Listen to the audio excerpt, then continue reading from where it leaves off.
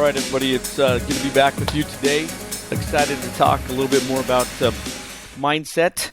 Particularly today, I want to talk about an abundance mindset in general. Now, just to start off, I need to tell you, we're just going to barely skim the surface. Now, you'll remember when we talked about mindset, we were talking about whether it's inward or it's outward. And our definition of mindset is basically what or who you truly are. It's your character, it's your attributes. And we talked about three of those attributes. Specifically, we talked about faith being a principle of power. It's the principle of action.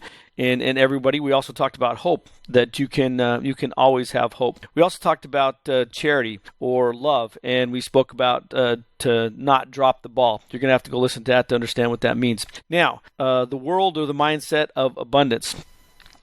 Peter Diamandis said this after he explained a little bit about maybe the tragedies and things that have happened over the last 100 years. He says, despite such unrest, this period also saw infant mortality decrease by 90%, maternal mortality decreased by 99%, and overall human lifespan increased by more than 100%. In the past 2 decades, the United States has experienced tremendous economic upheaval, yet today, even the poorest Americans have access to a telephone, a television, and a flush toilet. 3 luxuries that even the wealthiest couldn't imagine at the turn of the last century. In fact, as will soon be clear, using almost any metric currently available, quality of life has improved more in the past century than ever before. Now, I believe that's true. We live in a time of abundance. The question then becomes, which I'm sure you've had on your mind, is how do we get an abundance mindset, and how do we truly change? Well, first,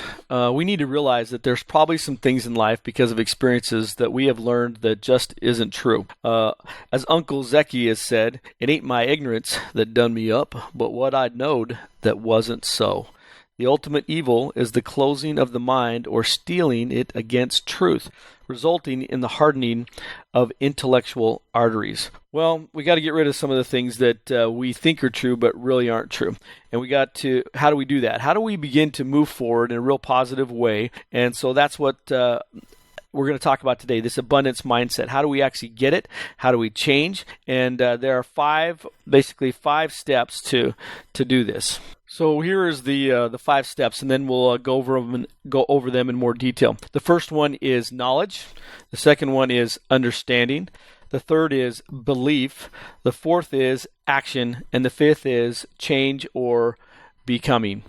Now, let me talk a little bit about, before we go into these 4 things, just something you really need to know. Getting an abundance mindset takes work. It's not just going to come to you. You got to work at it, and you got to want it. Either you want it or you don't. So we're going to move into this knowledge.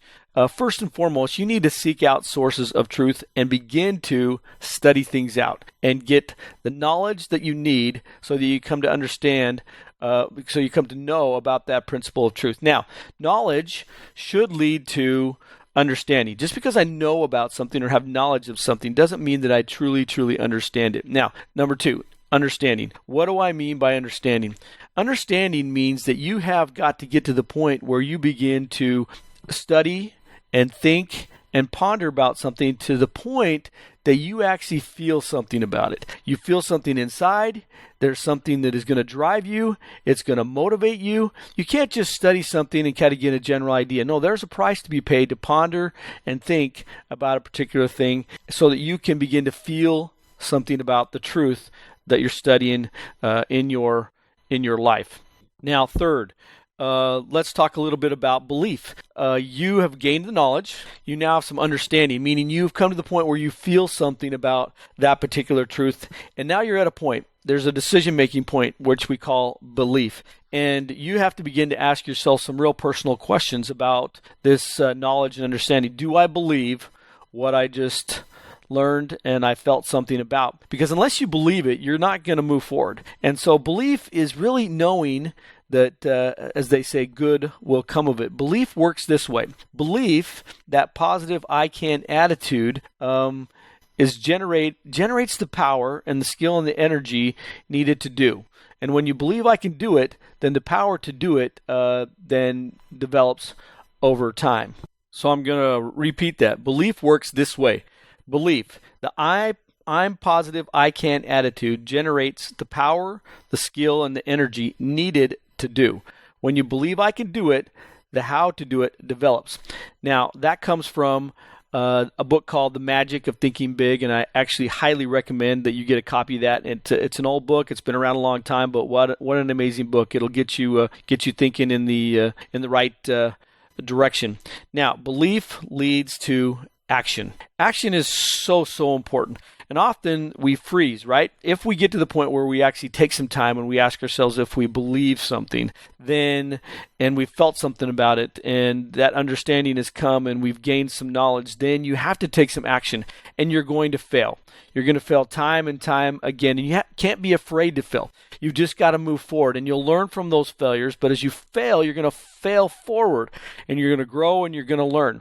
And what happens is, over time, as you little by little get better at what it is that you're taking action on, you're going to change. And that fourth step of taking action and moving forward little by little, pushing yourself just a little bit each time.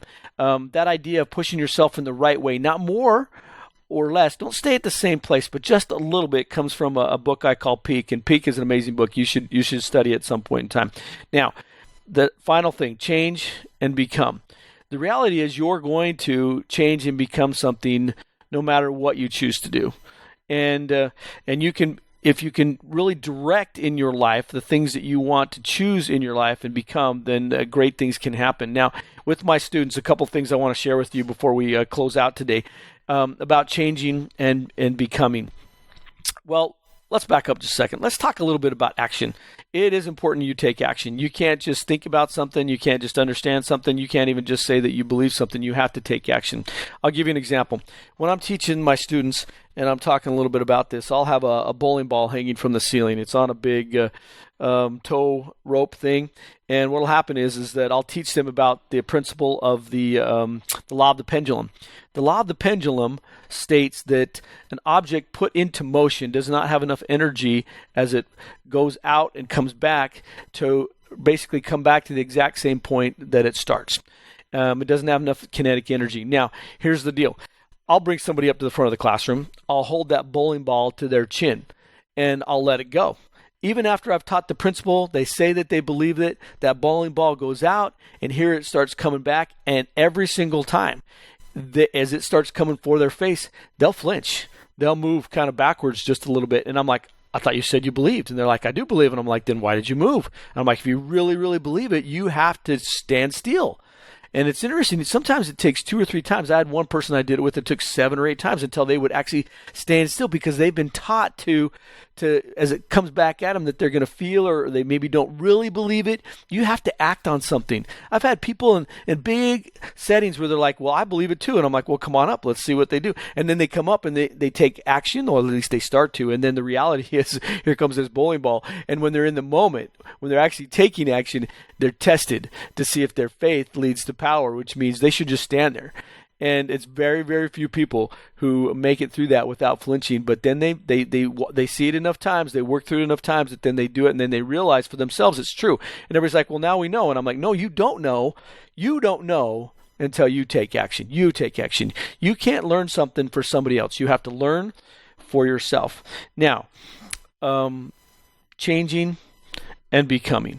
Changing and becoming is such a significant thing to really understand.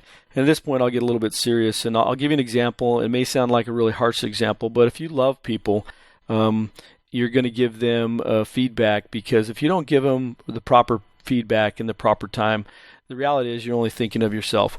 And you're not thinking about that person and how much you care. Now, I'm not going to share this individual's name, but at the time, this individual came to me and they wanted me and my family to participate in something. We were making a decision night too, because we weren't in support of the life or the decision that was being made. They were making a decision on incorrect principles. And it's interesting in talking to this person. They basically said, well, Steve, it's not that big of a deal. And I'm like, listen, it is a big deal.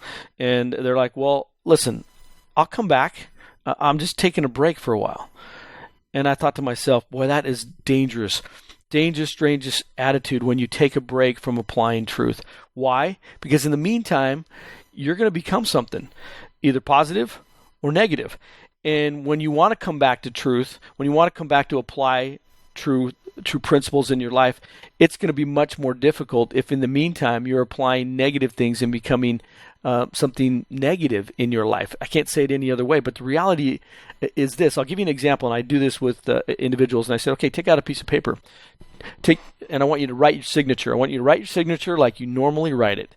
And it takes probably 3 seconds, maybe 4 seconds at the most, to write out your signature and have it look really good. Most of us have practiced that from a very young age. And then I say, okay, in the meantime, switch it over to your other hand.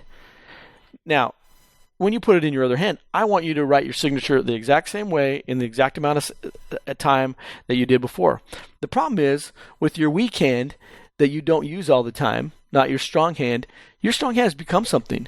It has learned and become something. It knows how to write a signature. The other hand, it hasn't. And you just can't change overnight. So many people think that, I can just change overnight. No, you have to work at it. You got to practice. You got to gain the knowledge. You got to come to an understanding. You got to believe. And then you got to take action so that you can truly, truly become. So the abundance mindset. So either you want it or you don't. It is going to take work, and you got to work through those 4 steps. And if you will begin to choose light and truth and bring it into your life, and then go to work at the things that you need to work at and work through these steps, then you can bring positive and abundance into your life and change the way you think, change who you are, and really begin to have an abundant lifestyle. And if you'll do this, I promise great things will come into your life. Great blessings will come into your life. And I've enjoyed talking with you today, and we'll talk to you later.